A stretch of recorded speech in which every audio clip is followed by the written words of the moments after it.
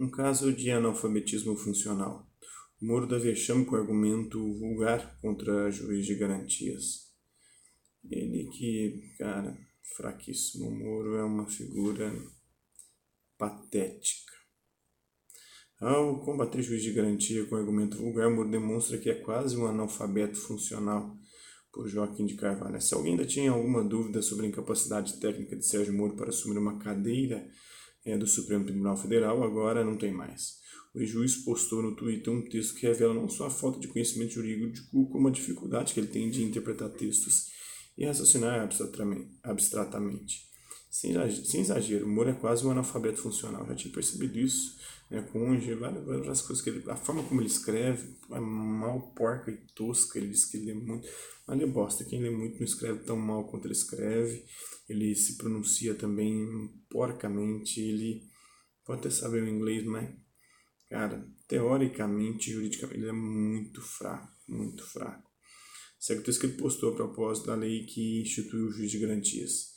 Leio na lei de criação do juiz de garantias que nas comarcas com um juiz apenas 40% total será feito um rodízio de magistrados para resolver a necessidade de outro juiz. Para mim, é um mistério o que esse rodízio significa. Tenho dúvida se alguém sabe a resposta. O advogado Augusto de Arruda Botelho, que atuou na Lava Jato, tem uma resposta cruel. Vou desenhar. Comarca X tem apenas um juiz. Comarca Y, vizinha da X, tem também apenas um juiz. Nos processos do juiz da X, o Y será o juiz das garantias. Nos processos do juiz da Y, o das garantias será o da X, disse. O criminalista Antônio Carlos de Almeida Castro, em entrevista ao DCM, afirmou que Moro demonstrou não ter saber jurídico para ocupar uma vaga no Supremo. Essa opinião do Moro é uma opinião atrasada de quem não quer viabilizar um grande avanço processual, uma mudança no processo penal brasileiro. O argumento dele é vulgar, o argumento da falta de condições de Estado. Em primeiro lugar, é verdade que 40% das comarcas brasileiras só tem um juiz. Agora, são comarcas pequenas, que representam um percentual muito pequeno dos processos no Brasil. Mas, ainda assim, o Estado tem a obrigação de viabilizar. Você não pode impedir um avanço processual, uma modernização processual.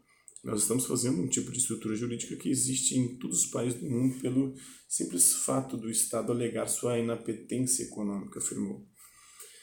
Diante da alegação da falta de condições orçamentárias para implantar um novo sistema que evita que o juiz de instrução se contamine com a investigação, o Cacai lembra que, recentemente, se gastou muito mais com a manutenção de um privilégio aos magistrados. O ministro Luiz Fux deu uma liminar para garantir o auxílio moradia a todos os juízes do Brasil, inclusive para aqueles que têm casa própria na comarca, e não levou a liminar para o pleno porque sabia que a liminar seria derrotada. Essa liminar vigiou durante 5 anos e o Estado gastou 5 bilhões com juízes. Esses 5 bilhões viabilizariam as hipóteses das comarcas que não têm 2 juízes, observou, e o próprio Moro era um que se beneficiava disso, né? Além disso, lembrou Cacai, muitas delas nem precisariam mesmo de 2 juízes. O advogado Augusto de Arruda Botelho tem toda a razão. Em comarcas vizinhas, o juiz de garantia de um pode servir para o juiz de instrução do outro, afirmou. Cacai teve participação direta na elaboração da nova lei ao promover reuniões em sua casa, em Brasília, com a maior parte dos deputados da comissão da Câmara que aprimorou os projetos de lei anticrime apresentado por Sérgio Moro e pelo hoje ministro Alexandre de Moraes, do Supremo. Na época em que apresentou o projeto, ele era ministro da Justiça. Dos 16 membros da comissão, pelo menos 9 se encontraram mais de uma vez na casa do criminalista em Brasília, juntamente com outros advogados que ajudaram na construção jurídica das mudanças introduzidas. O projeto foi uma grande vitória do grupo de trabalho da Câmara, que teve um grande apoio do presidente Rodrigo Maia, que teve a coragem e a ousadia de levar adiante a proposta, afirmou. Para Cacai, Moro está irritado porque seu projeto foi desidratado. Moro está desesperado, afirmou. Ele esperava ter pelo menos o poder junto ao presidente da República de vetar esse que era claramente o ponto que mais o derrotava. Até porque foi a forma como ele atuou em toda a Lava Jato, né? Mas o presidente da República fez uma opção. O Moro é opositor a ele na candidatura a presidente da República. É óbvio que o Moro não será ministro do Supremo. Recentemente, o presidente da República disse que ele teria dificuldade de ter seu nome aprovado no Supremo. Mas não é só isso, não. O Moro sabe que não tem conhecimento jurídico para ser o ministro do Supremo. Na sabatina, ele tomaria uma lavada, né? Uma chicotada sem precedentes, uma saraivada. Ele sabe que não tem notório saber jurídico, analisou. Então, o que o Moro quer? Ele tem o direito de querer ser presidente da República, e nisso faz um jogo legítimo. O que não é legítimo foi ter usado o judiciário. É legítimo ter sido parcial enquanto juiz e, naquele momento em que julgava e mandava prender o principal opositor de Bolsonaro, estava conversando para ser ministro. Isso é um tapa na cara do judiciário, isso é um escândalo, comentou. O deputado Paulo Teixeira, que é advogado e foi um dos membros da comissão que analisou o projeto de lei anticrime, acha que Moro quer criar dificuldades. A opinião dele não é difícil assegurar que os brasileiros tenham um julgamento justo com a exigência de um juiz que atue sem se deixar contaminar pela investigação. É assim que funciona, por exemplo, na Itália, que realizou a Operação Mãos Limpas, supostamente a inspiração de Moro para realizar a Lava Jato. O próprio direito da operação que o inspirou funciona assim. Lá tem um juiz de garantias, né? Tem um juiz que instrui o processo, que faz as investigações, as diligências, todos que coletam as provas e depois manda para um outro juiz julgar. Os crimes acontecem nas grandes comarcas onde já tem mais de um juiz, afirmou Paulo Teixeira. As comarcas menores, o juiz da comarca vizinha pode ser o juiz de garantias. E com o processo eletrônico acabou esse drama, finalizou. Moro quer vender caro a derrota e posar de vítima, tanto dos que estão na oposição a Bolsonaro quanto do próprio Bolsonaro. O Brasil que pensa não cai nessa falácia. Já há um ato preparatório de sua campanha. Mas ele tem um aliado forte, o Grupo Globo, que publica editoriais que poderiam ter sido escritos pelo próprio Moro, isto é, na hipótese em que ele soubesse escrever. Então, isso é um pouquinho do Moro aí. Continuando comentando notícia, o Trump desafia o presidente da Câmara dos Estados Unidos e a chama de louca, a mulher. Zanin, como uma associação de juízes pode ser contra o juiz de garantias? Né? O Moro tem um poder muito forte dentro do judiciário brasileiro, né? Não sei se ele teria maioria de apoio, mas ele tem apoio das principais figuras hoje do judiciário, assim como a esquerda tem o apoio de um grupo de juízes. O Moro eu acho que tem de um contingente maior, mas não sei se maioria. Fernandes, é necessário um grande acordo para a Argentina voltar a crescer, produzir e gerar trabalho? O homem que ganhou liberdade após matar trans em motel é cidadão de bem e bolsonarista e foi libertado com essa saidinha de Natal aí, né? O Moro teria muito a aprender com o Papa Francisco sobre como lidar com a derrota. O Moro, na verdade, é preciso tomar um couro.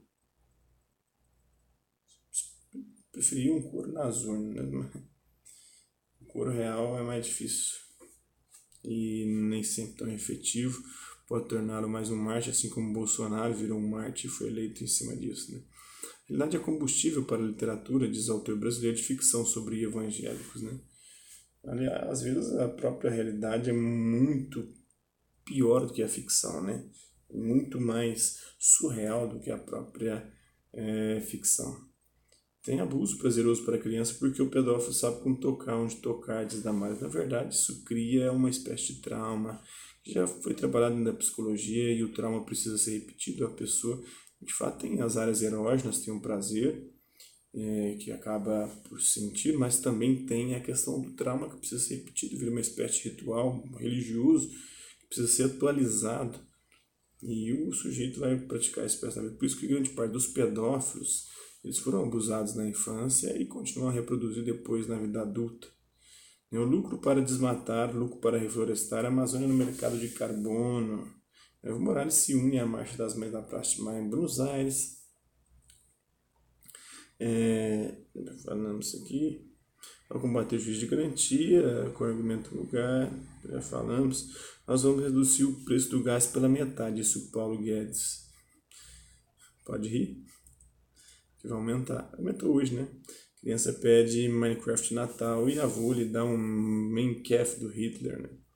Eu não sei se é para torná-lo um fascista, um nazista ou para poder questionar, aprender. O documentário do DCM sobre a sonegação da Globo. Homem trans já falamos. Do abuso já falamos. Do culpa de desmatar. Bolsonaro começou hoje a enterrar a TV Escola.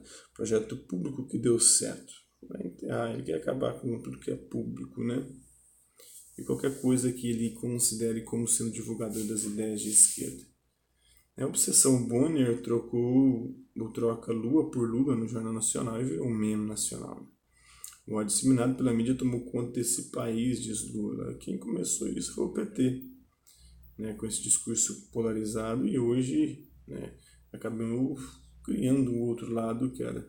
E ele diz que é a mídia, né? Na verdade não é a mídia, hoje esse ódio está muito mais focado, nichado na internet do que pelas próprias mídias, a grande mídia, né? A Globo e demais, né? O que o Paulo Henrique Mourinho chamava de PIG, que é a Globo, né? E os satélites dela, SBT, Record, Bandeirantes, RTV e os jornais, né? Folha de São Paulo, as revistas Veja, o Estado de São Paulo, que ele chamava de PIG, Detrito Sólido de Maré Baixa, era assim que o coisa chamava eles, né?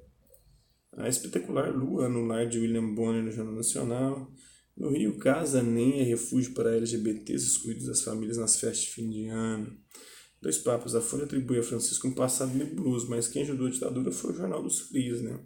Isso é histórico. Provavelmente o Francisco também ajudou lá a ditadura, né? Você achava que era branco, enquanto Jesus com um cidadão de bem desesperado, né? Natal é a mãe e o pai das fake news, segundo o Kiko Nogueira, né? Feliz Natal. É um fake news, uma fake news, porque não existiu o Natal como é narrado na Bíblia, né? Evo Morales se une à marcha, já falamos. A assombrosa parada do grupo paramilitar fascista RSS na Índia, né?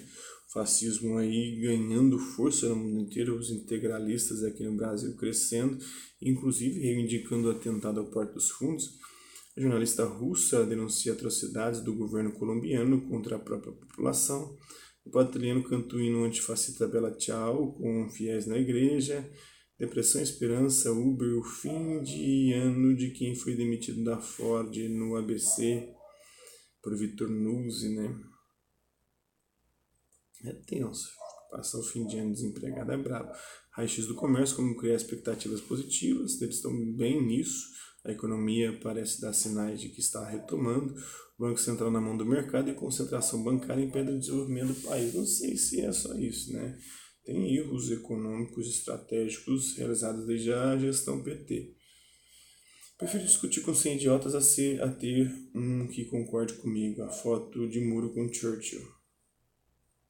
Idiota muro, né? Bolsonaro nomeará o mais próximo de suas ideias, contrárias à qualidade, à pesquisa e à inclusão social, segundo Renato Janine Ribeiro. Mais um ataque de Bolsonaro à Universidade Pública, aos institutos federais. Canal revela que Jesus não era de Capricórnio, mostra porque é o velho da van da filosofia. Ele é o velho da van da filosofia, né? Juntos no campo, na luta e na alegria, a grande festa de final de ano do MST, com Chico Buarque e Lula, né, por Ricardo Couto, que foram mais uma vez denunciados.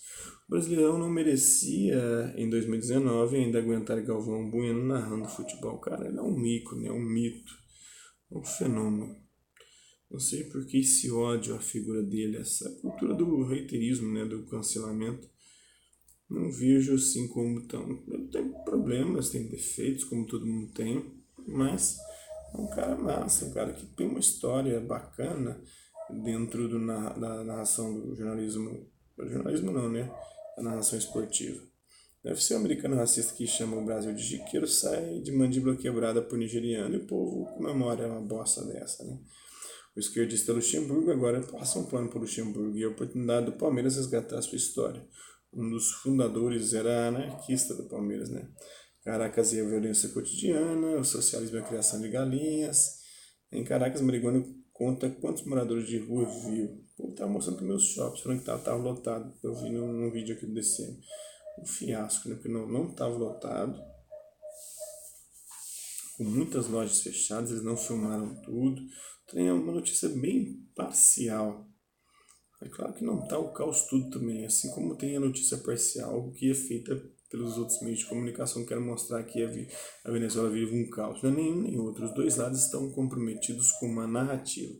Não importam fatos. Eles não querem mostrar a Venezuela como a Venezuela está, mas querem mostrar a Venezuela como eles queriam que ela estivesse. Então é isso aí. Hasta la vista, babies. Até a próxima.